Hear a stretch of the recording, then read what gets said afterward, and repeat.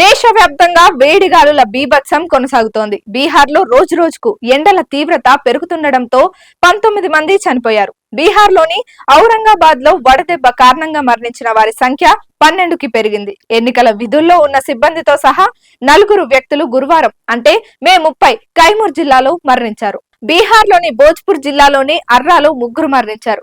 మొహనియా హాస్పిటల్లో గురువారం 40 మంది హీట్ స్ట్రోక్ కారణంగా ఆసుపత్రిలో చేరారని సాహిల్ చెప్పారు. వృత్తిరీత్యా ఉపాధ్యాయుడిగా పనిచేస్తున్న షానవాజ్ ఖాన్ ఎన్నికల విధులు ముగించుకొని ఇంటికి తిరిగి వచ్చి ఇంట్లో నిద్రిస్తుండగా మృతి చెందాడు. భోజ్పూర్ జిల్లాలో వడదెబ్బకు 3 మృతి చెందారు. వారిలో చంద్రగిరి 80, గుప్తనాథ్ శర్మ 60, కేశవ్ ప్రసాద్ సింగ్ 30 సంవత్సరాలుగా గుర్తించారు.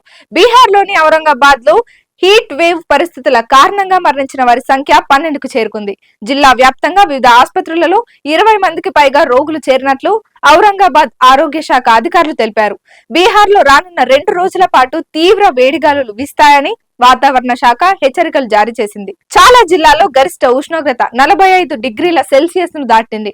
రాష్ట్రంలో వేడి వాతావరణ పరిస్థితుల మధ్య బీహార్ ప్రభుత్వం అన్ని ప్రైవేట్ మరియు ప్రభుత్వ పాఠశాలలు, కోచింగ్ ఇన్స్టిట్యూట్లు మరియు అంగన్వాడీ కేంద్రాలను జూన్ 8 వరకు మూసివేయాలని ఆదేశించింది.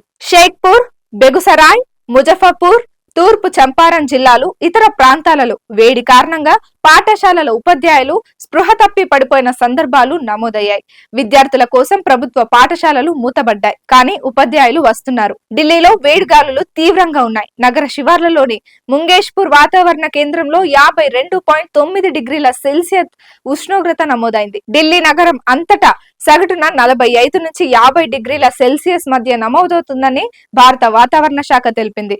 ఔరంగాబాద్ లో 46.1 డిగ్రీల సెల్సియస్, డెహ్రీ 46 డిగ్రీల సెల్సియస్, గయా 45.2 డిగ్రీల సెల్సియస్, ఆర్వాల్ 44.8 డిగ్రీల సెల్సియస్, భోజ్పూర్ 44.1 డిగ్రీల సెల్సియస్ లో నమోదయ్యాయి. బీహార్ కు చెందిన వ్యక్తి వడదెబ్బకు గురై మృతి చెందిన ఘటన చోటు చేసుకుంది. ఈ వ్యక్తి కూలర్ లేదా ఫ్యాన్ లేని గదిలో ఉన్నాడు. దాంతో అతనికి జ్వరం వచ్చింది. శరీర ఉష్ణోగ్రత 107 డిగ్రీల సెల్సియస్. ఇది సాధారణం కంటే దాదాపు 10 డిగ్రీలు ఎక్కువగా నమోదైంది.